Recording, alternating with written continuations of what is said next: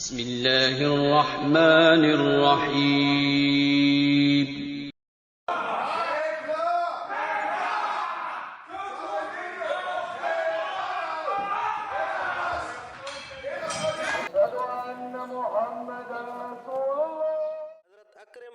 ابن ابی جاہل اس وقت اپنی عمر کے تیسری دہائی میں تھے جب نبی رحمت نے حق و ہدایت کی دعوت کا برملا اظہار کیا تھا۔ وہ حسب و نسب کے اعتبار سے قریش کے معزز ترین خاندان سے تعلق رکھتے تھے اور دولت و ثروت کے لحاظ سے ان میں سب سے فائق تھے۔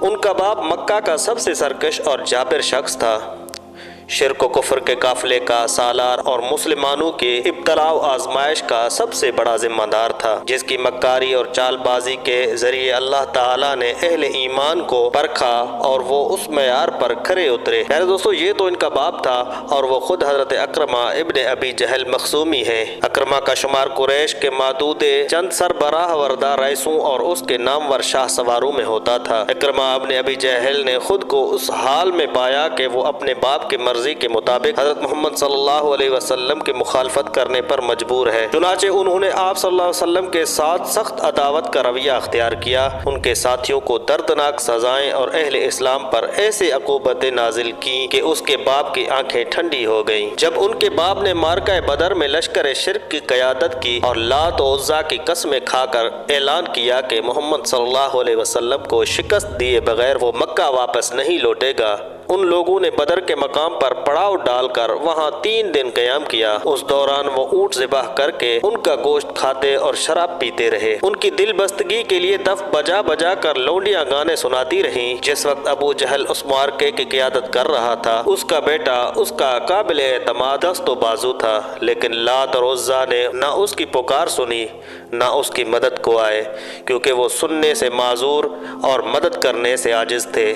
تو وہ ذلت کی موت مارا گیا اور اس کے بیٹے نے دیکھا کہ مسلمانوں کے پیاسے نیزے اس کے خون سے اپنے پیاس بجھا رہے ہیں۔ اس نے اپنے کانوں سے اس کے حلق سے نکلنے والی آخری چیخ سنی تھی۔ اکرمہ بدر کے میدان میں قریش کے اس بڑے سردار کی لاش چھوڑ کر مکہ لوٹ آئے۔ مسلمانوں کے ہاتھوں ذلت آمیز شکست کھانے کے بعد ان کے لیے یہ ممکن ہی نہ رہا کہ وہ اپنے باپ کی لاش اٹھا کر لاتے اور اسے مکہ میں دفن کرتے۔ پیارے دوستو، مسلمانوں نے دوسرے مقتولین کے ساتھ اسے بھی بدر کے کنویں میں پھینک کر اس پر ریت ڈال دی اور اسی روز سے اسلام کے ساتھ اکرمہ کے رویے نے دوسری صورت اختیار کر لی۔ پہلے تو وہ اپنے باپ کی حمایت میں اسلام کے مخالف تھے، مگر آج سے ان کے انتقام کے لیے اس سے برسر پیکار ہو گئے، اور یہی سے اکرمہ اور دوسرے ہم خیال مشرکین قریش جن کے آبا جنگ بدر میں مارے گئے تھے اور وہ ان کے انتقام کی آگ میں جل رہے تھے، اہل مکہ کے سینوں میں اسلام کے خلاف عداوت کی آگ اور انتقام کے شعلے بھڑکانے لگ گئے، جس کے نتیجے میں احد کا خون ریز معرکہ پیش آیا۔ جنگ بدر میں اپنی شکست کا بدلہ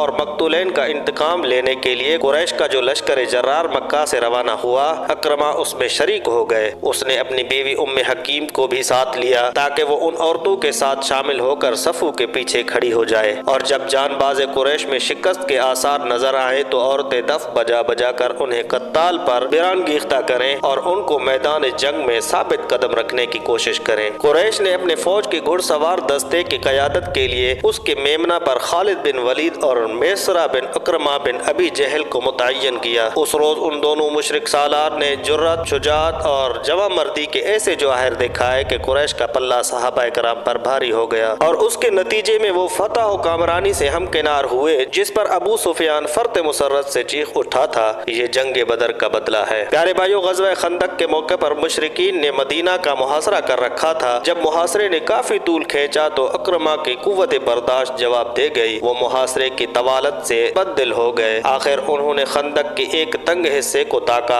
اور اپنا گھوڑا کدا کر اس پار جا کر پہنچے۔ کچھ جری سواروں نے اس کی اقتدا کی اور وہ بھی ان کے پیچھے خندق عبور کر کے دوسری جانب پہنچ گئے۔ پیارے دوستو، رسول کریم صلی اللہ علیہ وسلم نے قریش کے ان تمام جرائم کو معاف کر دیا تھا جو انہوں نے آپ کے مقابلے میں کیے تھے، البتہ اس عام معافی سے چند مجرموں کو مستثنی قرار دیا گیا تھا اور نام لے لے کر حکم دیا گیا کہ انہیں قتل کر دیا جائے، خواہ وہ غلاف کعبہ میں چھپے ہوئے کیوں نہ ہوں۔ ان لوگوں میں اکرمہ بن ابی جہل کا نام نام سر فہرست تھا، اس لیے اپنے جان کے خوف سے وہ چھپ کر مکہ سے نکلے اور یمن کی طرف چل پڑے، کیونکہ اس کے علاوہ انہیں کسی دوسری جگہ پناہ ملنے کی امید نہ تھی۔ پیارے دوستو، اکرمہ کی بیوی ام حکیم اور ہند بنت عتبہ 10 دوسری عورتوں کے ساتھ نبی کریم صلی اللہ علیہ وسلم سے بیعت کرنے کے ارادے سے آپ کے قیام گاہ پر پہنچی۔ اس وقت 2 ازواج مطہرات آپ کے صاحبزادی حضرت فاطمہ الزہرا رضی اللہ تعالی عنہا اور خاندان عبد المطلب کی چند خواتین آپ کے پاس موجود تھی۔ اس موقع پر ہند نے اپنا چہرہ نقاب میں چھپا رکھا تھا۔ انہوں نے گفتگو کا آغاز کرتے ہوئے کہا، اے اللہ کے رسول، اللہ کا شکر ہے کہ اس نے اپنے پسندیدہ دین کو غالب کر دیا ہے۔ میں آپ کے ساتھ آپ کے نسبی اور خاندانی قرابت کا واسطہ دے کر آپ سے خیر اور حسن سلوک کی خواستگار ہوں۔ میں آپ کی تصدیق کرنے والی ایک مسلمان عورت ہوں۔ پھر اس نے اپنے چہرے سے نقاب سرکاتے ہوئے کہا، اللہ کے رسول، میں عتبہ کی بیٹی ہند ہوں۔ تو رسول اللہ صلی اللہ علیہ وسلم نے فرمایا، میں تمہیں مرحبا کہتا ہوں اور تمہارا خیر مقدم کرتا ہوں۔ اس کے بعد اکرمہ کی بیوی ام حکیم کھڑی ہوئی۔ انہوں نے پہلے تو اپنے اسلام کا اظہار کیا، پھر یوں کہنے لگی،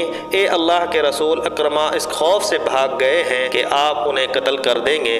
اللہ کے رسول، آپ انہیں امان بخش دیں، اللہ آپ کو امان دے گا۔ آپ صلی اللہ علیہ وسلم نے ان کی درخواست سن کر ارشاد فرمایا، اکرمہ ابن ابی جہل کو امان دی جاتی ہے۔ شوہر کی جان بخشی کا اعلان سن کر ام حکیم اسی وقت اکرمہ کی تلاش میں نکل پڑی۔ ام حکیم نے تن و تنہا اپنا سفر جاری رکھا اور آخرکار طعامہ کے علاقے میں سمندر کے کنارے اکرمہ کو پا لیا۔ ام حکیم اکرمہ کے پاس پہنچ گئی اور ان سے بولی، میں تمہارے پاس سب سے افضل، سب سے نیک اور سب سے اچھے انسان کی طرف سے آئی ہوں۔ میں تمہارے پاس محمد بن عبداللہ صلی اللہ علیہ وسلم کی طرف سے آئی ہوں۔ میں نے ان سے تمہاری جان بخشی کا وعدہ لیا ہے، تم اپنی جان کو ہلاکت میں نہ ڈالو۔ اکرمہ نے پوچھا، کیا تم نے خود ان سے بات کی ہے؟ انہوں نے جواب دیا، ہاں میں نے خود ہی بات کی ہے اور انہوں نے تم کو امان دی ہے۔ وہ برابر اس کی جان بخشی کا یقین دلاتی رہی، یہاں تک کہ وہ مطمئن اور ان کے ساتھ واپسی پر رضامند ہو گئی۔ جب اکرمہ مکہ کے قریب پہنچے تو رسول اللہ صلی اللہ علیہ وسلم نے صحابہ کرام سے فرمایا، اکرمہ ابن ابی جہل بہت جلد ایک مومن اور مہاجر کی حیثیت سے تمہارے پاس پہنچنے والا ہے۔ اس کے باپ کو برا مت کہنا، مردے کو برا کہنے سے زندہ کو اذیت پہنچتی ہے اور میت کو اس کی خبر بھی نہیں ہوتی۔ اس کے تھوڑی ہی دیر بعد اکرمہ اپنی بیوی ام حکیم کے ساتھ رسول کریم صلی اللہ علیہ وسلم کے مجلس میں پہنچ گئے۔ آپ انہیں دیکھتے ہی فرط مسرت سے اچھل پڑے اور چادر کے بغیر ہی ان کے استقبال کے لیے لپکے۔ پھر جب آپ اپنی جگہ پر آ کر بیٹھ گئے تو اکرمہ نے کھڑے کھڑے عرض کیا، یا رسول اللہ، ام حکیم نے مجھے بتایا ہے کہ آپ نے مجھے امان دی ہے۔ حضور صلی اللہ علیہ وسلم نے جواب دیا، اس نے صحیح کہا ہے، تم مامون ہو۔ انہوں نے دوبارہ سوال کیا، اے اللہ کے رسول، آپ مجھے کس بات کی دعوت دیتے ہیں؟ آپ صلی اللہ علیہ وسلم نے فرمایا، میں تمہیں اس بات کی دعوت دیتا ہوں کہ تم گواہی دو کہ اللہ تعالیٰ کے سوا کوئی دوسرا لائق عبادت نہیں، اور اس بات کی کہ میں اللہ کا بندہ اور اس کا رسول ہوں، اور اس بات کی کہ تم زکوٰۃ دو۔ آپ نے ارکان اسلام گنواتے ہوئے فرمائے، باخدا آپ نے حق کی دعوت دی اور خیر کا حکم دیا،